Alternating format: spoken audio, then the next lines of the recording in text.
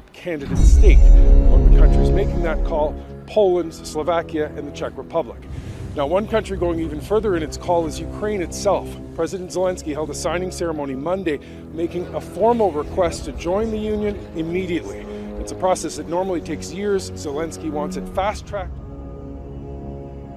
Taktik perang Rusia di Ukraina, di mana Rusia bergerak mengepung dari 3/4 wilayah Ukraina, sangat menarik untuk dibahas kali ini. Kalau teorinya, Putin mengatakan 4 hari Kiev harus jatuh dan menggantikan pemerintahan Zelensky dengan pejabat pro-Rusia. Ternyata, gallant people of Ukraine belum bisa ditaklukkan dalam seminggu invasi terlewati. Kembali ke taktik perang Rusia yang memagari agar asing tidak bisa bantu Ukraina. Bahkan 1 bulan sebelum serangan Rusia, Bosman dengan rinci menjelaskan bahwa di awalnya Rusia memastikan Eropa Barat dan NATO tidak akan bisa menjalankan counter strike dari darat ke Ukraina. Mereka NATO harus lewat Belarus termudah menyerang Rusia di Ukraina, yang dunia tahu bahwa sudah dipastikan Belarus adalah milik Rusia. Maka Belarus dibuat konflik dengan Polandia. Pasukan bayangan Rusia masuk lama ke Belarus menyiapkan sarana konflik di sana, yang akhirnya ribuan orang diusir dalam tanda petik dari Belarus ke Polandia, sehingga terjadi krisis di perbatasan Belarus dan Polandia. Alert militer di sana.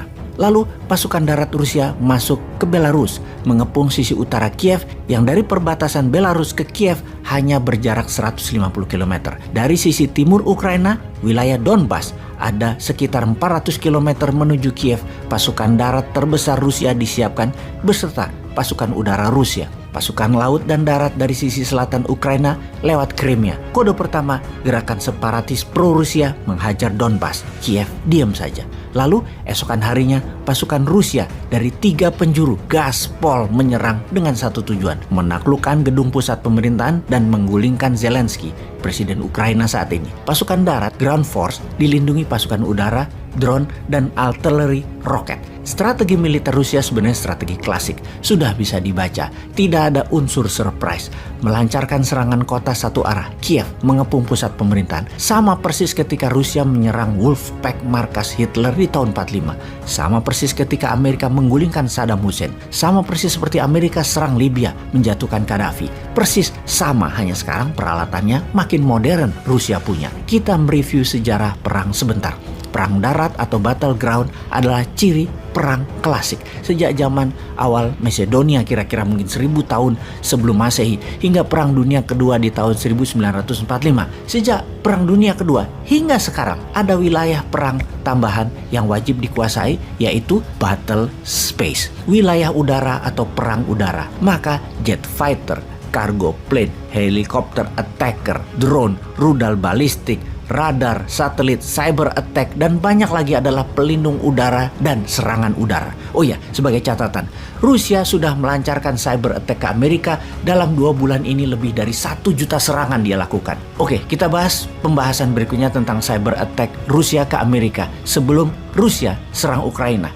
Kemudian ada yang namanya perang gurun, perang hutan, perang kota, perang laut atau naval war, dan lain sebagainya. Desert Storm di Januari 1991 adalah perang gurun. Mel di Libya di tahun 40-an adalah perang gurun. Perang Iran-Irak adalah perang gurun. Perang penggulingan Saddam juga perang gurun. Dan urban war. Urban war baru dikenal dan semakin dipelajari di dunia militer dalam 40 tahun terakhir, terutama setelah Cold War usai. Perang dingin ini sesungguhnya adalah spy war. Benar deh sahabat, entah bagaimana kita ini terbiasa kalau Amerika serang Libya, Amerika serang Irak, Amerika serang Vietnam Utara, maka dunia seakan diam dan harus setuju. Namun memandang lain ketika Rusia yang saat ini sebagai pelakunya. Itulah permainan media, itulah media warfare. Sama seperti Tiongkok yang invasi pakai ekonomi, kesannya berbisnis padahal hostile takeover. Namun peran media dan peran politikus lokal yang terbeli oleh Tiongkok penting bagi Tiongkok, sehingga langkah mereka terlihat membantu sebuah negara walaupun negara yang dibantu ternyata punya hutang banyak ke Tiongkok. Wes, stop bicara utang. kita fokus ke perang kota. Kiev dan pasukan Ukraina saat ini melakukan perang kota dengan menempatkan banyak sharpshooter atau penembak sniper di banyak lokasi. Dan perang urban war, sniper sungguh mengambil peran sangat penting. Karena itu, Rusia sebagai counter insurgency menyerang dengan roket ke gedung-gedung atau lokasi-lokasi yang diduga tempat sharpshooter bersembunyi. Sniper inilah yang membuat Kiev sejauh ini bertahan. Perang gerilya urban war ini perang yang sulit dilakukan terutama oleh pihak penyerang karena tidak terlalu tahu medan. Pihak Rusia dan Ukraina main petak umpet di antara penduduk-penduduk yang jadi korban. Kekesalan Putin dalam beberapa hari ini memuncak. Karena itu dia mengancam akan pakai nuklir dan mungkin akan dicoba kecil kalau berkepanjangan jika dalam seminggu ini ditambah seminggu lagi Kiev masih belum takluk juga. Yang jelas saat ini neraka di Kiev. Neraka di Ukraina, 44 juta penduduknya semua dalam state of emergency. Dunia tidak bisa menolong mereka. Kelaparan, penyakit, bau mayat, serta peluru plus roket berdesingan di sana-sini. Sungguh, pedihnya perang saat ini terjadi di Ukraina, namun dunia tidak bisa apa-apa. Untung Omicron tidak jalan di masa perang, sehingga tidak perlu vaksin, sertifikat, dan PCR di sana.